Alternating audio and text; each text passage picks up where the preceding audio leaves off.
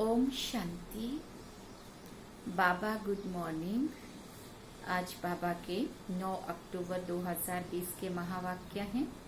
बाबा ने सार में कहा, मीठे बच्चे सवेरे सवेरे उठ बाबा से मीठी मीठी बातें करो। विचार सागर मंथन करने के लिए सवेरे का टाइम बहुत अच्छा है। बाबा ने प्रश्न में पूछा, भक्त भी भगवान को सर्वशक्तिवान कहते हैं और तुम बच्चे भी, लेकिन दोनों में अंतर क्या है? बाबा ने कहा उत्तर में, वो कहते हैं भगवान तो जो चाहे वो कर सकता है, सब कुछ उसके हाथ में है। ये भक्तों के शब्द हैं। लेकिन तुम बच्चे जानते हो, बाबा ने कहा है, मैं भी ड्रामा के बंधन में बंधा हुआ हूं। ड्रामा सर्वशक्तिवान है। बाप को सर्वशक्तिवान इसलिए कहा जाता है क्योंकि उनके पास सर्व को सद्गति देने की शक्ति है, इसलिए उनको सर्वशक्तिवान कहा। ऐसा राज्य स्थापन करता जिससे कभी कोई छीन नहीं सकता है। ओम शांति। बाबा पूछते, किसने कहा? किसने कहा ओम शांति? बाबा ने। फिर बाबा ने कहा ओम शांति। फिर ये किसने कहा? दूसरी बार पूछा। 2 बार ओम शांति किया, दोनों बार पूछा किसने कहा। एक बार बाबा ने कहा और दूसरी बार दादा ने कहा, तो दोनों कंबाइंड है, बाप और दादा। एक बार शिव बाबा ने कहा ओम शांति, दूसरी बार ब्रह्मा बाबा ने। अब तुम बच्चों ने ये पहचाना है, ऊंचते ऊंच की महिमा तो बहुत भारी है। कहते हैं सर्वशक्तिवान है तो क्या नहीं कर सकते। अब ये भक्ति मार्ग वाले तो सर्वशक्तिवान का अर्थ बहुत भारी निकालते होंगे। बाप कहते ड्रामा अनुसार सब कुछ होता है, मैं कुछ भी नहीं करता हूं, मैं भी ड्रामा के बंधन में बांधा हुआ हूं। सिर्फ तुम बाप को याद करने से सर्वशक्तिवान बन जाते हो। पवित्र बनने से तमो प्रधान से सतो प्रधान बन जाते हो। बाप सर्वशक्तिवान है, उनको सिखलाना होता है, माना वो हमें सिखाते हैं। बच्चे क्या सिखाते? बच्चे मुझे याद करो तो विक्रम विनाश हो जाएंगे, फिर सर्वशक्तिवान बनकर विश्व पर राज्य करेंगे। शक्ति नहीं होगी तो राज्य कैसे करेंगे? शक्ति भी चाहिए और समझ भी चाहिए। तो बाबा कहते शक्ति मिलती है योग से, इसलिए भारत का प्राचीन योग बहुत गाया जाता है। तुम बच्चे नंबरवार याद कर और खुशी में आ जाते हो। तुम जानते हो हम आत्माएं बाप को याद करने से विश्व पर राज्य प्राप्त कर सकते हैं। कोई की ताकत नहीं है जो छीन सके। ऊंचते ऊंच बाप की महिमा सब करते हैं, परंतु समझते नहीं हैं। एक भी मनुष्य नहीं जिसको ये पता हो कि ये नाटक है। अगर समझते हो कि नाटक है तो शुरू से अंत तक वो याद आना चाहिए ना। नहीं तो नाटक कहना ही रॉन्ग हो जाता है। कहते भी हैं ये नाटक है, हम पार्ट बजाने आए हैं, तो उस नाटक के आदि मध्य अंत को भी जानना चाहिए ना। ये भी कहते हैं हम ऊपर से आते हैं तभी तो वृद्धि होती रहती है ना। सतयुग में तो बहुत थोड़े मनुष्य थे, इतनी सब आत्माएं कहां से आई? ये कोई नहीं जानते, या ये कोई नहीं समझते कि ये आदि बना बनाया या अनादि बना बनाया ड्रामा अविनाशी ड्रामा है, जो आदि से अंत तक रिपीट होता रहता है। तुम बाइस्कोप शुरू से अंत तक देखो, फिर दोबारा रिपीट करके अगर देखेंगे तो चक्र जरूर हूबहू रिपीट होगा, जरा भी फर्क नहीं होगा। बाप मीठे मीठे बच्चों को कैसे बैठ समझाते हैं, कितना मीठा बाप है। बाबा आप कितने मीठे हो। बाबा बस अभी तो हम चलते हैं अपने सुख धाम। अभी ये मालूम पड़ा है कि आत्मा पावन बन जाएगी तो दूध भी वहां पावन मिलेगा। श्रेष्ठाचारी माताएं बहुत मीठी होती हैं, समय पर बच्चे को आपे ही दूध पिलाती हैं, बच्चे को रोने की दरकार नहीं होती है। ऐसे ऐसे ये भी विचार सागर मंथन करना होता है। सुबह को बाबा से बातें करने से बड़ा मजा आता है। बाबा आप कितनी अच्छी युक्ति बताते हो श्रेष्ठाचारी राज्य स्थापन करने की। फिर हम श्रेष्ठाचारी माताओं की गोद में जाएंगे। अनेक बार हम ही उस नई सृष्टि में गए हैं। अभी हमारे खुशी के दिन आते हैं। ये खुशी जैसी खुराक नहीं है, इसलिए गायन भी है। क्या गायन है? अतीन्द्रिय सुख पूछना हो तो गोप गोपियों से पूछो। अब हमको बेहद का बाप मिला है, हमको फिर से स्वर्ग का मालिक श्रेष्ठाचारी बनाते हैं। कल्प कल्प हम अपना राज्य भाग्य लेते हैं, हार खाते हैं फिर जीत पाते हैं। अभी बाप को याद करने से ही रावण पर जीत पानी है, फिर हम पावन बन जाएंगे। वहाँ लड़ाई दुख आदि का नाम नहीं है, कोई खर्चा भी नहीं है।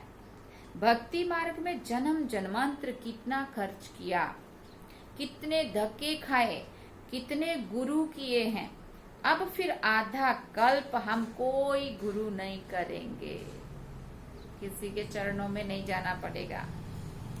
शांति धाम सुख धाम जाएंगे। बाप कहते तुम सुख धाम के राही हो, अब दुख धाम से सुख धाम में जाना है। वाह हमारा बाबा कैसे हमको पढ़ा रहे। कल भी बाबा ने कहा देखो मैं कितना रुचि से आकर तुम्हें पढ़ाता हूँ, तो ऐसे तुम्हें भी कितना रुचि से पढ़ना चाहिए। तो बाबा कहते देखो वाह बाबा आप कैसे आके हमें पढ़ा रहे हैं। हमारा यादगार भी यहाँ है, ये तो बड़ा वंडर है। इस दिलवाड़ा मंदिर की तो अपरम अपार महिमा है। अभी हम राजयोग सीखते हैं, उसका यादगार तो जरूर बनेगा ना। ये हूबहू हमारा यादगार है। बाबा मम्मा और बच्चे बैठे हैं, नीचे राजयोग सीख रहे हैं, ऊपर स्वर्ग की राजाई है। झाड़ में कितना क्लियर है। बाबा ने कैसे साक्षात्कार कराए, फिर चित्र बैठ बनवाए हैं। बाबा ने ही साक्षात्कार कराया, फिर करेक्ट भी कराया।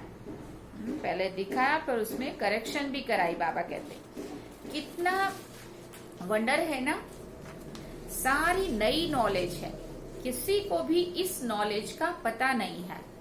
बाप ही बैठ समझाते हैं। मनुष्य कितना तमो प्रधान बनते जाते हैं। मनुष्य सृष्टि बढ़ती जाती है, भक्ति भी वृद्धि को पाते पाते तमो प्रधान बनती जाती है। यहाँ अब तुम सतो प्रधान बनने का पुरुषार्थ करते हो। गीता में भी अक्षर है मन मना भव। सिर्फ ये नहीं जानते कि भगवान कौन है। अब तुम बच्चों को सवेरे सवेरे उठकर विचार सागर मंथन करना है कि मनुष्यों को भगवान का परिचय कैसे देवे। भक्ति में भी मनुष्य सवेरे सवेरे उठकर कोठी में बैठकर भक्ति करते हैं, अलग सा स्थान बना के, और वहां पे बाबा कहते बैठकर भक्ति करते हैं। वो भी विचार सागर मंथन हुआ ना। अभी तुमको ज्ञान का तीसरा नेत्र मिलता है। बाप तीसरा नेत्र देने की कथा सुनाते हैं। इसको फिर तिजरी की कथा कह दिया है। तिजरी की कथा, अमर कथा, सत्यनारायण की कथा भी मशहूर है ना। सुनाने वाला एक ही बाप है जो फिर भक्ति मार्ग में चलती है। ज्ञान से तुम बच्चे साल्वेंट बनते हो, इसलिए देवताओं को पदमपति कहते हैं। देवताएं बहुत धनवान पदमपति बनते हैं। कलयुग को भी देखो और सतयुग को भी देखो, रात दिन का फर्क है ना। सारी दुनिया की सफाई होने में टाइम तो लगता है ना। ये बेहद की दुनिया है। भारत है ही अविनाशी खंड। ये कभी प्राय लोप नहीं होता है। एक ही खंड रहता है आधा कल्प। आधा कल्प माना सतयुग त्रेता, 2 युगों तक सिर्फ भारत ही भारत। फिर और खंड इमर्ज होंगे नंबरवार। कहां से इमर्ज होंगे? जो चारों तरफ जलमयी हो गई होगी और बीच में छोटे छोटे टापू होंगे। फिर जैसे जैसे जनसंख्या बढ़ेगी समुद्र का पानी नीचे जाएगा और वो टापू बड़े बड़े होने लगेंगे और फिर देवताएं जा करके वहां जा करके और रहना शुरू करेंगे और वो अलग अलग खंड बनते जाएंगे। तो बाबा ने कहा फिर वो खंड इमर्ज होंगे नंबरवार। तुम बच्चों को कितना ज्ञान मिलता है, बोलो वर्ल्ड की हिस्ट्री ज्योग्राफी कैसे चक्कर लगाती है, वो आकर समझो। प्राचीन ऋषि मुनियों का कितना मान है, परंतु वो भी सृष्टि के आदि मध्य अंत को नहीं जानते हैं। वो हठ योगी हैं। बाकी हाँ, उनमें पवित्रता की ताकत है जिससे वो भारत को थमाते हैं। बाबा भी कितनी बार तारीफ करते हैं, कम से कम उन्होंने आज तक भारत को थमाया तो सही उनकी प्योरिटी के कारण, नहीं तो भारत का पता नहीं क्या हो जाता।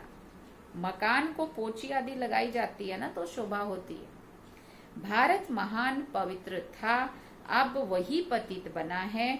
वहां तुम्हारा सुख भी बहुत समय चलता है, तुम्हारे पास बहुत धन रहता है। तुम भारत में ही रहते थे, तुम्हारा राज्य था, कल की बात है। फिर बाद में अन्य धर्म आए हैं, उन्होंने आकर कुछ सुधार कर अपना नाम बाला किया है। अब वो भी सब तमो प्रधान बन गए हैं। अब तुम बच्चों को कितनी खुशी होनी चाहिए। ये सब बातें नयों को नहीं सुनानी है। पहले पहले तो बाप की पहचान देनी है। बाप का नाम रूप देश काल जानते हो, ऐसा उनको पूछना है। ऊंच ते ऊंच बाप का पार्ट तो मशहूर होता है ना। अभी तुम जानते हो वो बाप ही हमको डायरेक्शन दे रहे हैं। तुम फिर से अपनी राजधानी स्थापन कर रहे हो। तुम बच्चे मेरे मददगार हो, तुम पवित्र बनते हो। तुम्हारे लिए पवित्र दुनिया जरूर स्थापन होनी है। ये तुम लिख सकते हो कि पुरानी दुनिया बदल रही है। फिर ये सूर्यवंशी चंद्रवंशी राज्य होगा, फिर रावण का राज्य होगा। आधा कल्प सूर्यवंशी चंद्रवंशी का राज्य होगा और फिर रावण का राज आएगा। चित्रों पर समझाना बहुत मीठा लगता है, बहुत अच्छा लगता है। इसमें तिथि तारीख सब लिखा हुआ है। भारत का प्राचीन राजयोग माना याद। याद से विक्रम विनाश होते हैं और पढ़ाई से स्टेटस मिलती है। दैवी गुण धारण करने हैं। हाँ, इतना जरूर है कि माया के तूफान आएंगे। सवेरे उठकर बाबा से बातें करना बड़ा अच्छा है। भक्ति और ज्ञान दोनों के लिए ये टाइम अच्छा है। मीठी मीठी बातें करनी चाहिए। अभी हम श्रेष्ठाचारी दुनिया में जाएंगे। बूढ़ों के दिल में तो ये रहता है ना कि हम शरीर छोड़कर गर्भ में जाएंगे। बाबा कितना नशा चढ़ाते हैं। ऐसी ऐसी बातें बैठकर करो तो तुम्हारा जमा हो जाए।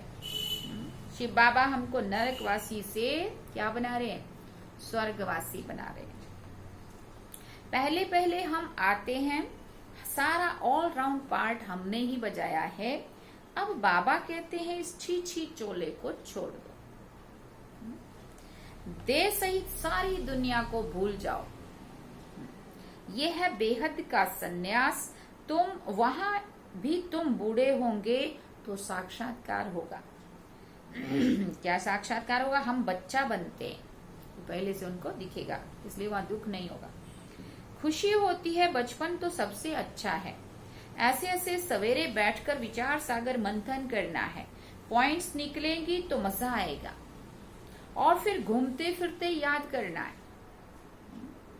फुर्सत बहुत है। हम ऐसा नहीं कह सकते कि टाइम नहीं है, क्या करें। फुर्सत बहुत है, क्योंकि जहां चाह होती है ना वहां राह निकलती है। अगर हमें दिल से बाबा के प्रति प्यार है तो हमें टाइम निकलता है।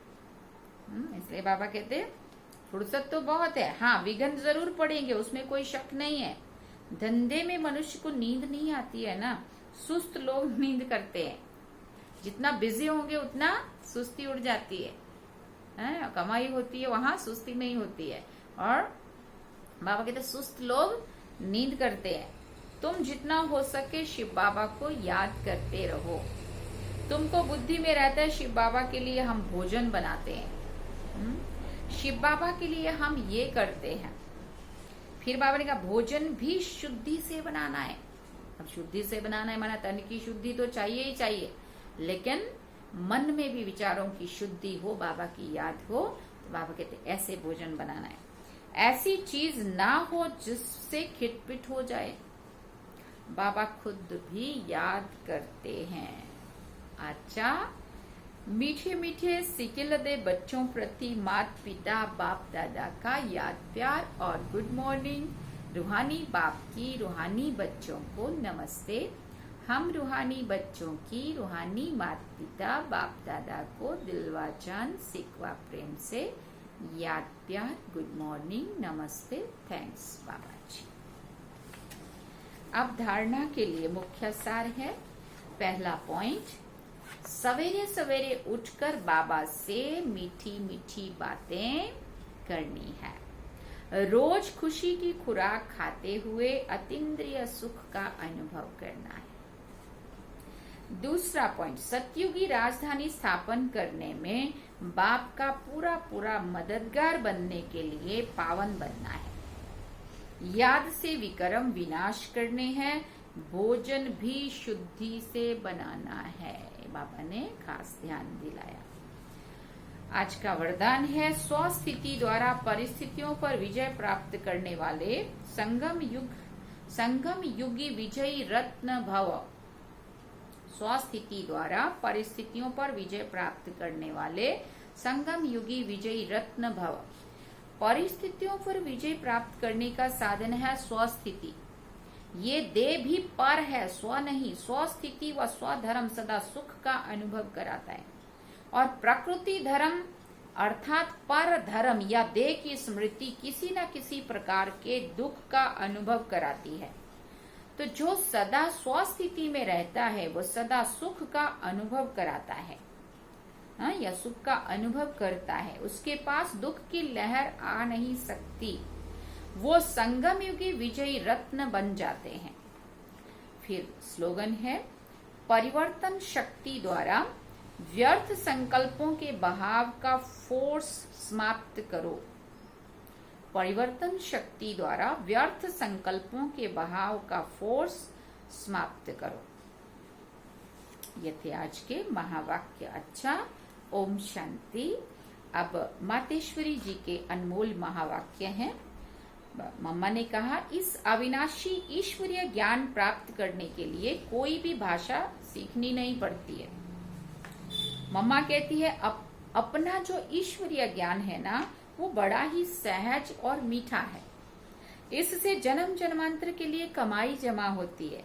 ये ज्ञान इतना सहज है जो कोई भी महान आत्मा, अहिल्या जैसी पत्थर बुद्धि, कोई भी धर्म वाला बालक से लेकर वृद्ध तक कोई भी प्राप्त कर सकता है।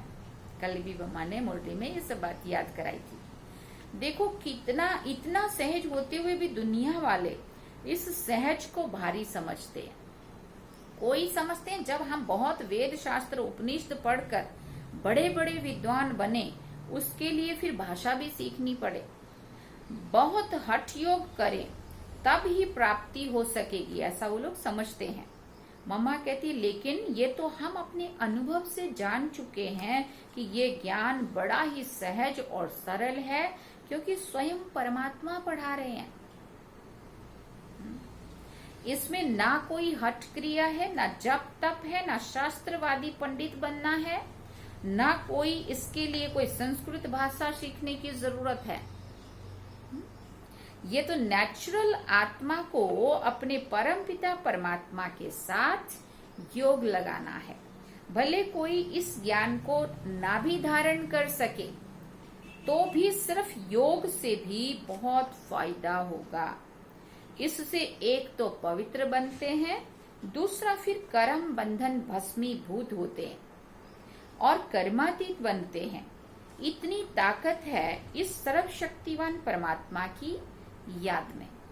भले वो अपने साकार ब्रह्मा तन द्वारा हमें योग सिखला रहे हैं, परंतु याद फिर भी डायरेक्ट उस ज्योति स्वरूप शिव परमात्मा को करना है।